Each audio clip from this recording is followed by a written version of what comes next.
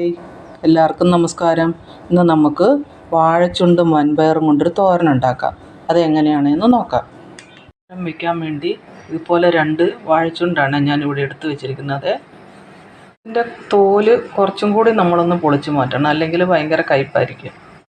ഞാൻ അതിൻ്റെ തോലൊക്കെ പൊളിച്ച് ഇതുപോലെ ആക്കിയിട്ടുണ്ട്. ഇതിന് കഴുകേണ്ടതില്ല. നമ്മുടെ ചുണ്ടൊക്കെ ഇതുപോലെ പൊടി പൊടിയായിട്ട് അരിഞ്ഞെടുത്തിട്ടുണ്ട്. 150 ഗ്രാം വൻപയർ 4 മണിക്കൂർ നേരം വെള്ളത്തിലിട്ട് കുതിർത്ത് വെച്ചതാണ് ഇവിടെ എടുത്ത് വെച്ചിരിക്കുന്നത്. നമ്മുടെ പയർ ആദ്യം ഇതുപോലെ ഒരു ചട്ടിയിലേക്ക് ഇട്ട് കൊടുത്തിട്ടുണ്ട്.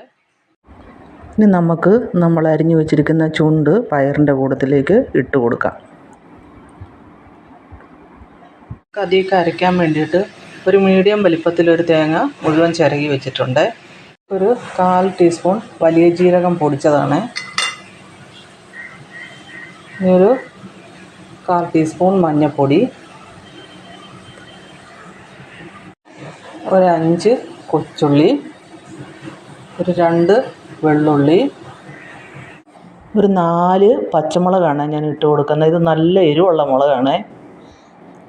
നമ്മൾ വലിയ ജീരകം പൊടി ഇട്ടത് തോരൻ വെക്കുമ്പം നമ്മൾ പൊടി ചേർക്കണം, അല്ലെങ്കിൽ അരയില്ല. തേങ്ങ ചതയ്ക്കുമല്ലേ ചെയ്യുന്നത്, അപ്പോൾ അരയില്ല. നമുക്ക് ഇച്ചിരി വെള്ളവും കൂടെ ചേർത്ത് കുറച്ച് വെള്ളം ഒഴിച്ച് നന്നായിട്ട് ചതച്ചെടുക്കാം. തേങ്ങ ഇതുപോലെ ചതച്ചെടുക്കണം, ഒരുപാട് അരയണ്ട. മിക്സിയുടെ ജാറിലേക്ക് ഒരു ഇച്ചിരി വെള്ളം കൂടി ഒഴിച്ച് നമുക്ക് നമ്മുടെ കൂട്ടിലേക്ക് ഒഴിച്ച് കൊടുക്കാം.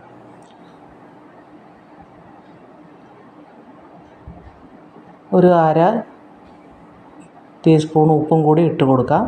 എന്നിട്ട് നമുക്ക് ആയിക്കഴിഞ്ഞിട്ട് വേണമെങ്കിൽ ഉപ്പ് വീണ്ടും ചേർത്ത് കൊടുക്കാം.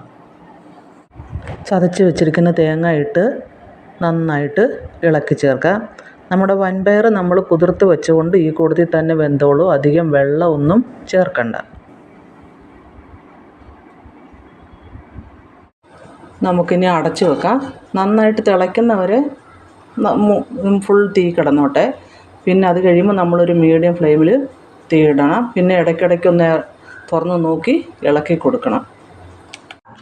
നന്നായിട്ട് വെള്ളമൊക്കെ വറ്റിയിട്ടുണ്ട്, വെന്തിട്ടുമുണ്ട്. ഫ്ലെയിം ഓഫാക്കി കൊടുക്കാം. നമുക്ക് വറവിടാനായിട്ട് ചൂടായ ചട്ടിയിലേക്ക് 1 ടീസ്പൂൺ വെളിച്ചെണ്ണ ഒഴിച്ച് കൊടുക്കാം.